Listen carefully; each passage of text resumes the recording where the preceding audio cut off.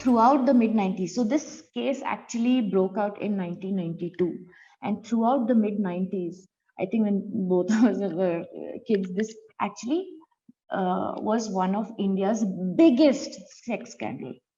And a lot of people are not aware about it at all. So what had happened was, in Ajmer at the Chisti Dargah, girls, over 8,000 girls, not one, not two, not three. This went into 1,000. Almost 1,000 girls were blackmailed, forcibly, assaulted, like they were raped, and they were blackmailed. Their obscene photographs were taken, and those photographs were used to blackmail them. And those girls had to go and convince other girls to come and be part of this racket. Right. So it was one of the most shocking thing that had ever happened. And the And media in didn't fact, cover this?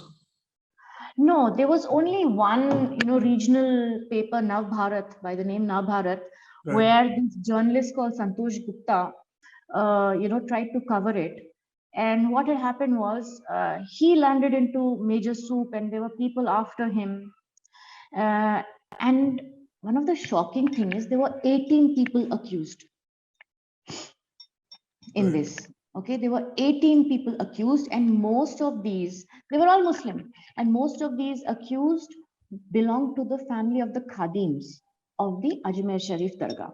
Right. Now, this Ajmer Sharif Dargah, they say that, the generation of the person who is buried in the Dargah, within the Dargah, the Chisti, lineage, people of that lineage, the accused were people of that lineage. They were Khadims. They're called Khadims in Arabic or Urdu. So 18 of them were accused. And believe it or not, in 2007, a fast-track court in Ajmer convicted Farooq Chisti, who was Right. one of the main accused. And then what they did was they declared him unstable, mentally unstable, Right. save him from any punishment. And this mentally unstable thing is quite misused in our law. Like, if you see, I'm just digressing, I'll just tell you about this mental illness thing. I'm digressing. Is in Andhra Pradesh, whenever a temple is vandalized and the victim belongs to a minority, specifically an Islamic community, they'll say that the person is mentally unstable. This has happened multiple times in Andhra Pradesh. So this is Right. something that we use in the law to, save the person from any sort of legal repercussions. Right. And No, it was one thing only, is that there are reforms that can be probably be introduced to tackle issues like these.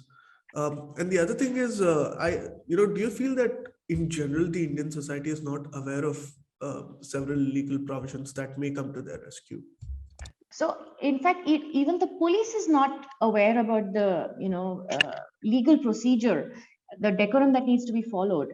Like in Right. 2018, because of the Sultanpuri case, 2017 and 18, because of the Sultanpuri case, there were 3 policy changes regarding the POCSO, POCMA, regarding the SC/ST Atrocity Act, and regarding human trafficking.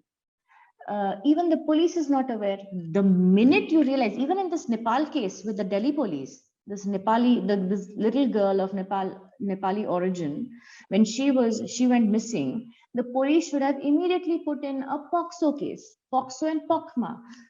POCSO is prevention of, sexual assault on minors, and POCMA is prevention of child marriage, right? They should have been aware, and that is a very serious case. Okay, it's absolutely non-bailable, and the Yeah. jail terms are But longer. in this case, it's the police we are talking about. It's not the civilians who may not be aware of such provisions. When police themselves are not aware, how do you expect civilians to be aware about such things? Right. Most civilians are not even aware about these kind of crimes, like the forced conversion, or even this Ajmer case where so many girls were blackmailed into this, and they were minor girls. They were big, that too from well-to-do families. Right. From one particular college, St. Stephen's College. There's a very good book, written by one of the teachers who actually witnessed this whole thing. But that's the thing. The author is Anuradha Marwa. She had written a book about this. It's actually quite astonishing that generally sexual assault cases are stereotyped with the church, and it's also associated in a large number because of the number of cases involved, right? Not just in the West, but even in India, it's come to light. I think we were discussing in the last session. But this is the first time I'm personally hearing about such cases associated with the Muslim community, the to a place of worship.